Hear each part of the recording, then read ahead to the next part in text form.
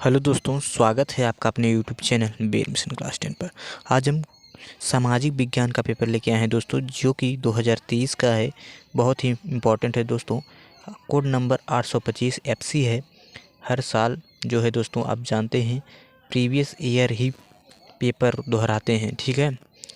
और ये 2023 का पेपर है दोस्तों, जो कि 2024 का पेपर जो है दोस्तों, वो इसी पैटर्न पर होने वाला है दोस्तों आपका, ठीक है। आपको समय जो है दोस्तों 3 घंटे 15 मिनट लगते हैं और आपको 15 मिनट पेपर पढ़ने को मिलता है। यानी कि आपको 3 घंटे कुल पेपर करने को होते हैं। जो दोस्तों आपका पेपर है वो आपका 2 खंडों में बटा हो, खंड और खंड ब में। खंड आ में दोस्तों आपको 20 बहुविकल्पी प्रश्न करने होंगे, जो 1-1 नंबर के होंगे, ठीक है। और खंड ब में दोस्तों जो है आपका वर्णनात्मक प्रश्न दिए होंगे, 2 नंबर, 3 नंबर और 5 नंबर के, ठीक है। आइए अब हम देखते हैं आपके बहुविकल्पी प्रश्नों को, जो कि बहुत इंपॉर्टेंट है। पहला जो प्रश्न है दोस्तों, फ्रांस की क्रांति कब हुई थी? जैसा कि आप सभी लोग जानते हैं, फ्रांस की क्रांति जो है सन 1789 में हुई थी। बहुत इंपॉर्टेंट प्रश्न है, समझ लीजिए बोनस देता है हर साल 1 नंबर। जो सब में शनि का संबंध था, जैसा कि सभी लोग जानते हैं, इटली के एकीकरण से जो सब में का संबंध था दोस्तों। आइए अब अगला प्रश्न देखते हैं।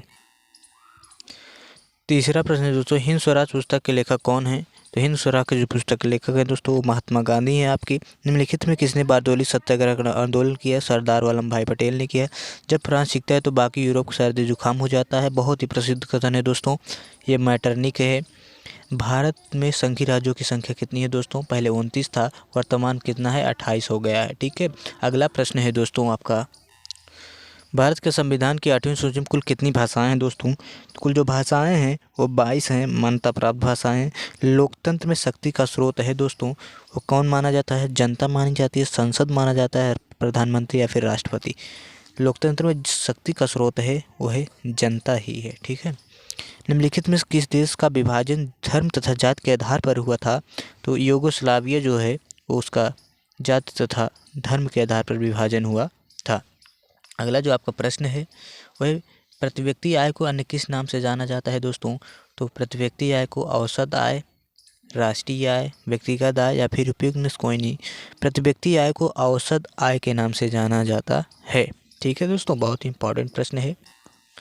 द्वितीय क्षेत्र को अन्य किस नाम से जाना जाता है दोस्तों? तो औद्योगिक क्षेत्र के नाम से जाना जाता है। सेवाओं में किस प्रकार के क्रियाकलाप क्षेत्र के अंदर? जैसा कि आप जानते हैं, पहले जो होता है उसका निर्माण बनता है, दूसरे में निर्माण होता है, तृतीय क्षेत्र में क्या होता है? सेवाएं प्रदान करना होता है। यानी कि तृतीय क्षेत्र जो है दोस्तों, सेवाओं में किस के अंतर्गत आता है। भारत का अधिकांश विदेशी व्यापार होता है किस मार्ग? सड़क मार्ग से, समुद्री मार्ग से, रेल मार्ग से या फिर वायु मार्ग से? भारत का जो अधिकांश व्यापार होता है दोस्तों, वो समुद्री मार्ग से होता है। अगला है, राष्ट्रीय उपभोक्ता अधिकार दिवस कब मनाया जाता है? बहुत इंपॉर्टेंट प्रश्न है दोस्तों, 24 दिसंबर को मनाया जाता है। अगला प्रश्न है दोस्तों, वो है इनमें से किस राज्य क्षेत्र में काली मृदा पाई जाती है? तो काली मृदा जो है दोस्तों, वो आपके महाराष्ट्र, सौराष्ट्र और गुजरात में पाई जाती है। एजेंडा 21 का संबंध किससे है? ओजोन क्षरण से है, वैश्विक तापन से है, जलवायु परिवर्तन से या फिर सतत पोषणी विकास से? सतत पोषणी जो है विकास से इसका संबंध है, ठीक है। अगला है, ग्रीन इंडिया मिशन किस वर्ष में आरंभ किया गया था? तो 2014 में जो है इसका आरंभ हुआ था, ठीक है। अगला प्रश्न है, निम्नलिखित में से कौन सी फसल मुख्य रूप से जायद का उदाहरण है? धान है। धान तो दोस्तों आप खरीफ की है। गेहूँ जो है आपकी रबी की फसल है। चना जो है आपका खरीफ है। और तरबूज जो है दोस्तों, यानी कि जो गर्मी के, जैसे खरबूजा हो गया, तरबूजा हो गया, कुवम्बर हो गया, सब कैसी फसलें हैं? जायद फसलें हैं, ठीक है। अगला है दोस्तों आपका लास्ट प्रश्न है, अग्नेय चट्टानों में पाया जाने वाला खनिज है। तो अग्नेय चट्टानों में क्या पाया जाता है? जस्ता पाया जाता है, एल्युमिनियम और जिंक, ठीक है। अगला प्रश्न है, अब हम दोस्तों खंड ब को देखेंगे। खंड ब में जो है दोस्तों आपको लगभग 80 शब्दों में उत्तर देना होगा, जो कि 4 प्रश्न होंगे, 4-4 नंबर के होंगे, ठीक है। भारतीय अर्थव्यवस्था पर आर्थिक मंदी के प्रभाव पड़ने वाले का वर्णन कीजिए। अब वैश्विक आर्थिक मंदी के कारणों का उल्लेख कीजिए। 2 प्रश्नों में से आपको एक प्रश्न करना होगा। 22वां प्रश्न है, सत्याग्रह का अर्थ स्पष्ट कीजिए। गांधी जी के सत्याग्रह विचारों का वर्णन करना होगा, बहुत ही इंपॉर्टेंट प्रश्न था। भारत में राष्ट्रवाद के उदय के कारणों का उल्लेख कीजिए, जो कि आपका पहले चैप्टर से लिया गया है। दूसरा है, तीसरा प्रश्न है, संसाधनों के अंधाधुंध प्रयोग ने अनेक समस्या पैदा कर दी, समीक्षा कीजिए। यानी कि संसाधनों का जो विवेकहीन प्रयोग किया जा रहा है उस पर कैसे समस्याएं पैदा हो सकती हैं, आप उसके कैसे रोक लगा सकते हो, उसके आप और लिखना होगा। अगला है, भारत में प्रबंध को कितने भागों में विभाजित किया गया है या इसकी विशेषता का वर्णन की, दोनों में से आपको एक करना होगा।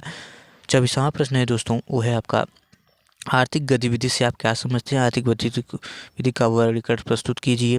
अगला है, उपभोक्ता के कुल कितने अधिकार हैं। जैसा कि आप जानते हैं दोस्तों, आपके 6 अधिकार होते हैं, सभी अधिकारों का नाम का उल्लेख करना होगा।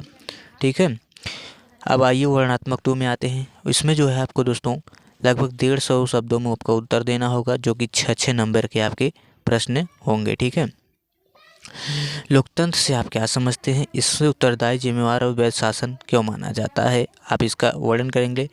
अगला है, लोकतंत्र के समक्ष क्या चुनौतियां हैं, भारतीय लोकतंत्र की 2 प्रमुख चुनौतियों का वर्णन कीजिए। ठीक है, आपका दोस्तों 26वां प्रश्न है, इटली का एकीकरण कैसे हुआ अथवा जर्मनी का एकीकरण कैसे हुआ। इटली और जर्मनी का एकीकरण आप जरूर पढ़ के जाइए, जो कि हर साल पूछे जाते हैं। ठीक है, 27वां प्रश्न है जो तो मृदा अपरदन से क्या है, भारत में प्रचलित मृदा अपरदन के प्रमुख प्रकारों का वर्णन कीजिए। यानी कि अब मृदा अपरदन क्या है, इसका आप 3 नंबर लिखेंगे और प्रकारों का वर्णन करेंगे, तब 3 नंबर पाएंगे। ठीक है, 3 नंबर में बांटा गया है, यानी कि 6 नंबर का है। अलव खनिज किन्हें कहते हैं, अलव खनिज किन किन खनिजों में शामिल किया स्पष्ट करना होगा। मानव विकास सूचकांक परिभाषित कीजिए, मानव विकास के घटकों का वर्णन करना होगा।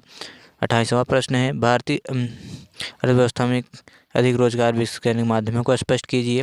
अब 29वां जो प्रश्न होगा दोस्तों, वो है आपका मानचित्र संबंधित प्रश्न पूछे जाएंगे। निम्नलिखित स्थानों को भारत में दिए गए रेखा मानचित्र पृष्ठ 13 पर में चित्र नाम द्वारा दर्शाइए। सही नाम का संचार करने के लिए आपको आधे नंबर अंक निर्धारित हैं, यानी कि आप 1 नंबर आपको मिलेगा यदि आप सही उसका अंकन करते हैं और सही स्थान पर करते हैं। तो वह स्थान जहां नील की खेती यानी कि आप जाते हैं बिहार में होगी, वह स्थान जहाँ सविनय आंदोलन हुआ था, वह स्थान जहाँ पर के अधिवेशन पूर्ण स्वराज की मांग हुई, वह स्थान जहाँ जलियांवाला बाग हत्याकांड अमृतसर पंजाब में हुआ था, वह स्थान जहाँ दिसंबर 1920 में कांग्रेस का अधिवेशन हुआ था। आप इस प्रकार लिख लेंगे। उसके बाद आपका जो अगला प्रश्न है दोस्तों, वह मानचित्र में ही भरना होगा, इंतजाम होगा।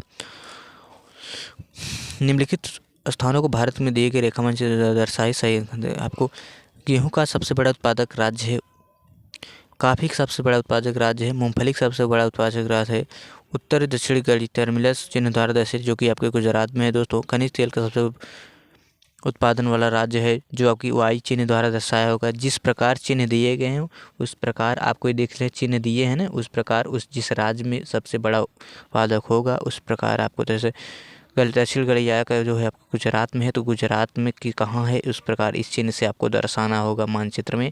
मानचित्र दोस्तों आपके पेपर के पीछे ही दिया रहेगा, जो कि आपको फाड़ के लिखना होगा, जो कि 2023 में पैटर्न में ऐसे ही हुआ है दोस्तों। उम्मीद करते हैं दोस्तों आपको पसंद आया होगा। यदि हमारे वीडियो पसंद आया हो दोस्तों तो लाइक एंड सब्सक्राइब करें। मिलते हैं इसी महत्वपूर्ण वीडियो के साथ। अभी बहुत से पेपर हैं दोस्तों, हम ज़रूर कराएंगे उनको, जो कि आपके एग्ज़ाम में बहुत आपका मदद करेंगे। ठीक है दोस्तों, तो आज के लिए बस इतना ही।